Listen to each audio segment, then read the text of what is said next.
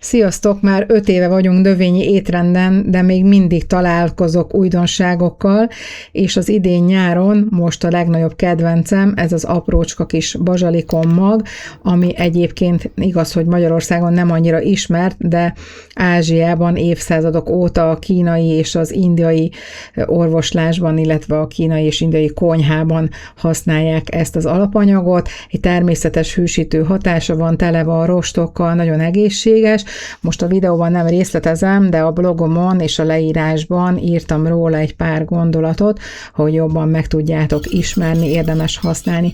Egy puding alapot fogunk készíteni, erre rakunk egy vaníliazselét, a tetejére teszünk néhány gyümölcsöt, és befejezzük egy szép átlátszó zselével, amiben ülni fognak ezek a kis aprócska bazsalikom magok, és így készen is vagyunk ezzel a nyári desszertünkkel.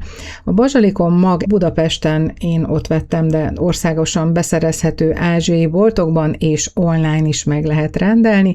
Amire figyelni kell, hogy ne keverjük össze a fekete szezámmaggal, mert nagyon hasonlít rá. Szárazon tároljuk, szépen betesszük egy üvegbe, és amikor kell, akkor tudjuk használni. Az a lényeg, hogy egy zárt üvegben legyen, hogy ne érjen nedvesség. Nagyon kevés mennyiség kell egy adott recepthez, úgyhogy sokáig elég ez a 100 g-os adag. Erre egy egész iparág épült, hogyha megnézed online, például vannak már olyan kifejezetten bazsalikom magos üdítőket gyártó cégek, és látszik, hogy milyen irdatlan mennyiségű ízválasztékkal rendelkeznek. Érdemes rákeresni Mr. Basilre, és hát ugye beírjuk azt, hogy faluda, ugye ez egy táj, indiai, nagyon finom desszert, akkor egy csomó receptet ad elénk a Google, és a BBC Good Foods-on pedig kifejezetten vegán receptet is találunk. Itt egyébként nem csak ez, hanem nagyon sok vegán recept van, amit szeretek, ezt már máskor is ajánlottam nektek ezt az oldalt. Nézelődés közben sikerült még beleakadnom egy nagyon figyelemre méltó desszertbe is, de most érjünk vissza a mi kis pudingunkhoz.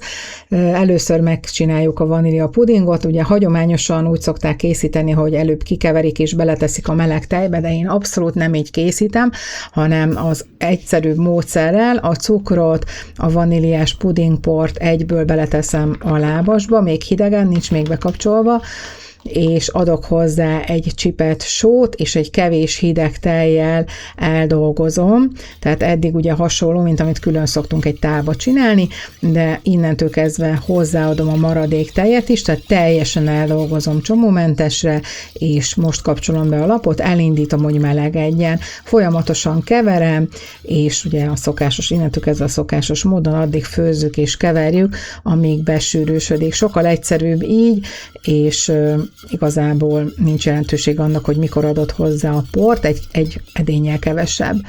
Amikor készen vagyunk a pudinggal, kiadagoljuk a poharakba, és jöhet a másik rétegünk, a vaníliás zselé. Természetesen, hogyha szeretnéd, akkor azt is lehet, hogy csak pudingból készíted, akkor megduplázzuk a pudingnak a mennyiségét.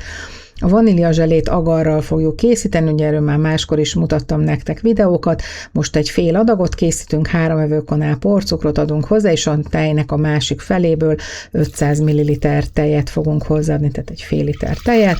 Adunk hozzá egy csipet sót, és vaníliával megízesítjük.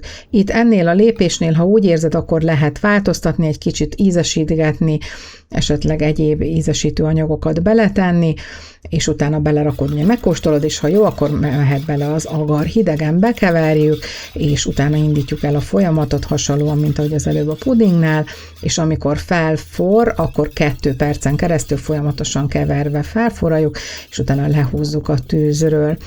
Ugye általában ezek a növényi tejek eléggé gyorsan fel is habosodnak ettől a folyamatos keveréstől, úgyhogy érdemes ilyenkor egy kis szűrővel lehabozni a tetejét, hogy szebb legyen a végeredményünk, és gyakorlatilag készen is vagyunk vele, kiöntjük a pohárba, és 15 perc alatt meg is köt, és szép sima lesz a teteje, így szépen tudjuk a gyümölcsöket rárétegezni. Teljesen mindegy, hogy milyen gyümölcsöt választunk, amilyet szeretünk, szépen rápakoljuk, és jöhet a legutolsó réteg, az átlátszó zselé a bazsalikom maggal. A magot fogjuk először elkészíteni, egy fél társkanál bazsalikom magot teszünk a tálba, és ehhez adunk 1 deciliter meleg vizet, ne legyen forró a víz, mert ha forró, akkor megöli a magot, azonnal elkeverjük, és hagyjuk őket szépen fürdőzni, pihengetni, vakációzni a vízben, félretesszük, és amíg pihennek, addig elkészítjük az átlátszó zselés folyadékunkat, amit most limonádéból készítettem, de itt például olvastam, hogy akár Sprite-ot, vagy bármilyen kész gyümölcslevet is lehet hozzá használni. Én friss citrommal készítettem, ezért le kellett szűrnem a citromnak a kis darabjait, és innentől megint csak a szokásos 1 teáskanál avarpor, hidegen bekeverjük, és felforraljuk is 2 perc forralással, ugyanúgy, ahogy az előzőleg készítettük, felfőzzük. Közben ránéztem a kis magokra, mert életemben először csináltam ilyet, de úgy láttam, hogy szépen dolgoznak, és ugye közben felfort is ugye elkevertem a zselét. A zselét kiöntöttem egy külön tálba, hogy teljesen ki tudjon hűlni, mert hogyha forrón teszed bele, akkor tönkre megy a mag, úgyhogy annyira le kell hűteni, hogy inkább ilyen kézmeleg hőmérséklete legyen.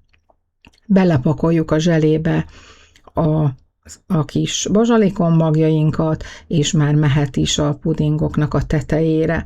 Gyakorlatilag ennyi, meg is vagyunk vele, teljesen felöntöm a poharakba, és ez, ugye tudjuk, hogy az agar nagyon gyorsan köt, kb. 15 perc alatt teljesen készen lesz, el is fogyott az összes mennyiség, és miután megkötött, beteszem a hűtőbe, és onnantól akár 5-6 napig is eltartható, nálunk lopkodják, tehát igazából nem nagyon tudom megmondani, hogy pontosan hány napig lehet eltartani, mert nagyon gyorsan fogy. Köszönöm szépen, hogy ma is itt voltatok velem a konyhámban, várlak szeretettel máskor is, sziasztok!